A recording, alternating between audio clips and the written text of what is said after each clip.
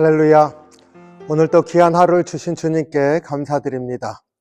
마가복음 6장 1절로 6절 말씀 묵상합니다. 제가 1절로 4절 말씀 봉독합니다. 예수께서 거기를 떠나서 고향으로 가시니 제자들도 따르니라.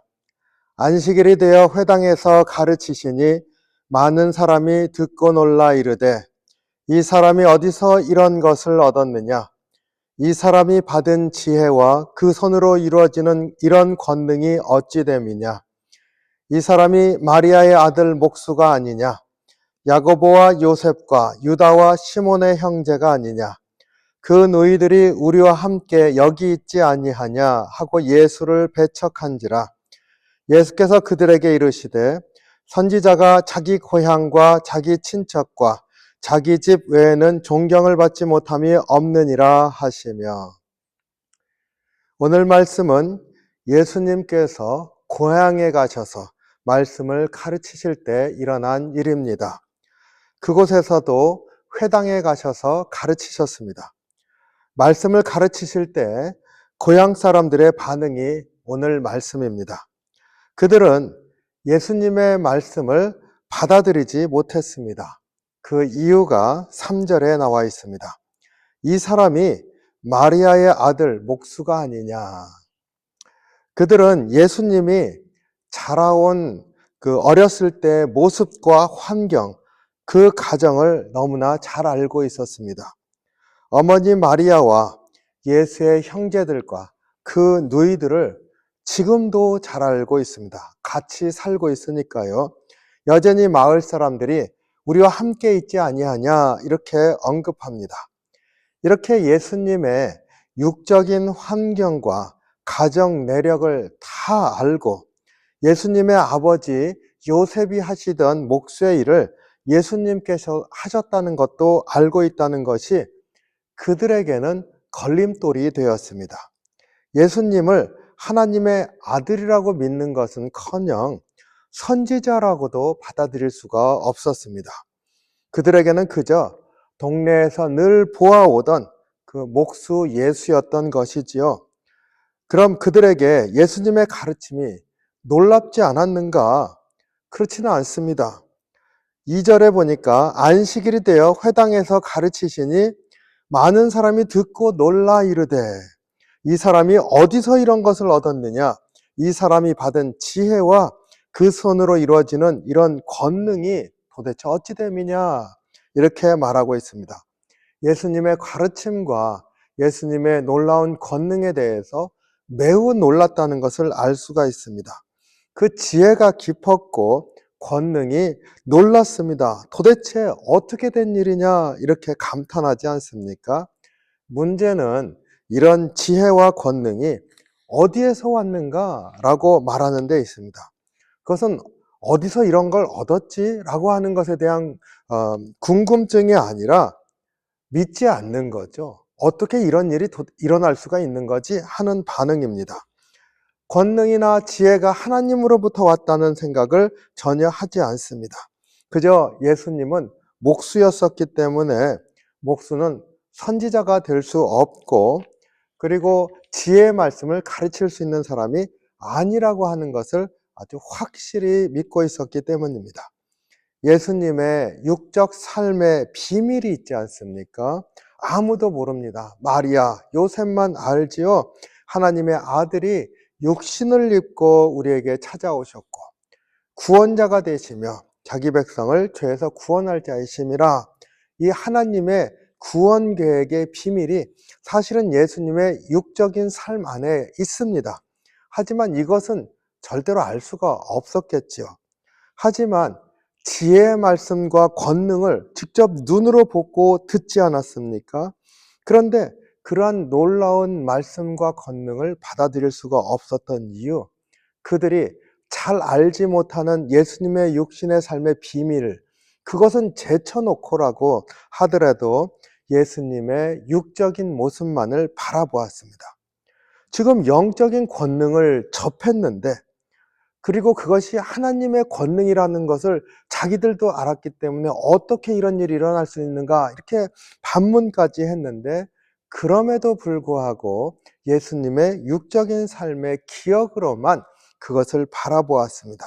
그래서 받아들일 수가 없었고 믿지 않았습니다. 이 얼마나 안타까운 일입니까? 예수님의 반응도 놀라셨습니다. 6절이죠. 그들이 믿지 않음을 이상히 여기셨더라. 예수님이 고향 사람들이 믿지 못하는 것을 보면서 아, 그럴 수 있지라고 생각하신 게 아니라 이상히 여기셨어요. 왜 그렇습니까? 눈앞에서 말씀의 지혜와 놀라운 권능을 듣고 보았는데 믿지를 않습니다.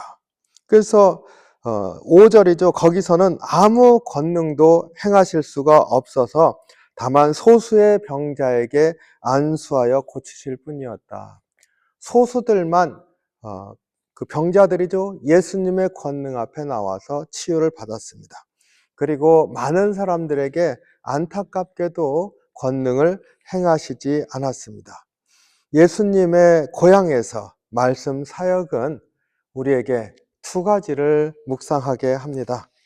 첫째는 그 육적인 깊은 관계가 영적인 관계를 성장시키는 것은 아니라. 왜 그렇습니까? 그것은 하나님의 말씀을 대하는 자세를 바꾸어 버리기 때문입니다. 하나님의 말씀은 우리에게 늘 새롭게 역사하십니다. 그런데 내가 잘 안다고 생각하는 그 순간에는 하나님의 새로운 역사가 일어날 수 있겠습니까? 내가 잘 아는데 하나님이 하시는 일을 내가 새롭게 더 알아야 된다고 생각하겠습니까? 받아들일 수가 없게 되겠지요.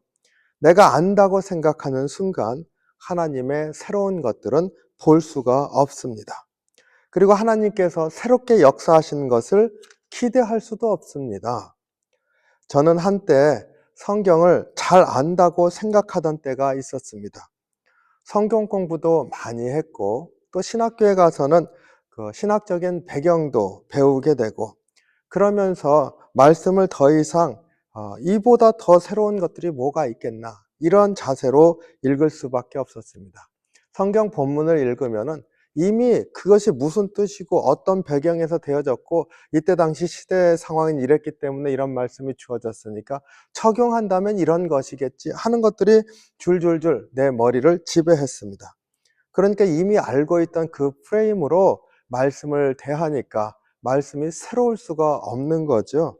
이런 현상이 제 기억에 5년 이상 갔습니다. 그러니까 굉장히 힘들었죠. 말씀의 은혜가 안 되는 겁니다. 아, 이럴 수 있지 하면서 제가 이해한 방식으로 그럼 적용하면서 이렇게 하면 되나 이런 것들만 있지 은혜가 주어지는 것들을 다 그 내 지식이 막는 겁니다. 사실 우리가 알면 얼마나 알겠습니까? 다른 사람은 이 말씀을 읽고 은혜를 받는데 그 은혜 받는 그 말씀의 이해가 내가 보기에는 저 사람이 이런 걸 사실은 몰라서 그렇게 생각한 거야. 이렇게 생각도 했던 적이 있습니다. 제가 부정할 수가 없습니다. 이런 문제는 누구에게나 있을 수 있습니다. 그러니 예수님의 고향 사람들의 반응이 사실 놀라운 것도 아닙니다. 우리가 말씀을 대할 때 정말로 조심해야 되는 것, 그것이 이겁니다. 말씀은 날마다 새로울 수 있다. 주님께서는 이 말씀을 통해서 나에게 날마다 말씀하신다. 그러니 이 말씀을 대하는 겸손한 자세가 있고 내 것을 내려놓고 주의 것을 다시 한번 바라보겠다는 그러한 기대감이 있어야 말씀의 역사를 우리가 받아들일 수 있는 줄로 믿습니다. 고향 사람들의 실패, 우리가 이것을 기억하길 원합니다. 그가 어디서 이런 것을 얻었느냐 이렇게 반문하는 어리석은 사람이 되지 말고 아, 이런 놀라운 권능이 우리에게 주어지는구나 이렇게 생각하면서 그 말씀의 은혜와 권능을 내 것으로 받아들이는 게 중요하지요. 사실 구약의 발람의 이야기는 선지자조차도 나귀를 통해서 말씀하시는 하나님의 말씀을 듣고 깨닫는 이야기가 있습니다. 나귀를 통해서도 하나님은 말씀하시는 것이지요. 선지자도 겸손해야 되는 것이지 않습니까? 그러니까 겸손하게 말씀을 듣는 사람이 사실은 말씀을 받을 수 있고 믿음의 삶을 살 수 있다. 이런 고백을 반드시 하시기 바랍니다. 두 번째로는 역사는 언제나 믿음으로 일어난다는 것을 꼭 유념하시기 바랍니다. 예수님의 능력이 고향에서라고 해서 달라지셨겠습니까? 예수님의 능력이 고향 사람들에게 행사하는 것이라 약해지셨겠습니까? 그렇지 않습니다. 예수님은 똑같이 권능을 행사하시는데 사람들이 믿음으로 받질 않으니까 권능의 행사가 역사를 일으키지 않았습니다. 5절에 거기서는 아무런 권능도 행하실 수 없어서 다만 소수의 병자에게 안수하고 고치실 뿐이었다. 5절에서 말씀하고 있습니다. 주님의 권능은 믿는 자에게 나타납니다. 주님은 똑같은 권능을 우리에게 주시는데 내가 믿음으로 받아들일 때 권능의 역사가 일어난다는 것을 다시 한번 우리 심령에 새기기를 원합니다. 그래서 오늘 말씀 보면서 내가 주의 말씀 앞에 겸손하게 그리고 믿음으로 주의 말씀을 받겠다는 그러한 마음, 자세, 그것이 신앙의 길이다. 꼭 유념하시면서 주의 말씀을 오늘 또 새롭게 대하고 은혜 가운데 나아가는 저와 여러분이 되시기를 주님의 이름으로 축원합니다. 기도하겠습니다. 사랑이 많으신 주님, 주님의 은혜와 사랑에 감사와 찬양을 드립니다. 우리 심령이 주의 말씀 앞에 겸손하여서 오늘 주님이 새롭게 하시는 말씀을 듣는 은혜가 있게 인도해 주시옵소서. 그리고 믿어서 주님의 역사를 기대하는 그러한 믿음의 삶을 살 수 있게 이끌어 주시옵소서. 성령님 역사해 주셔서 우리의 심령의 깊은 곳을 만지시고 늘 새롭게 해 주시기를 원합니다. 감사드리며 예수님 이름으로 기도하옵나이다. 아멘. 오늘 또 주님을 믿는 믿음으로 주의 손을 붙들고 하루를 능력 안에서 새롭게 사는 귀한 은혜가 있으시기를 주님의 이름으로 축복합니다.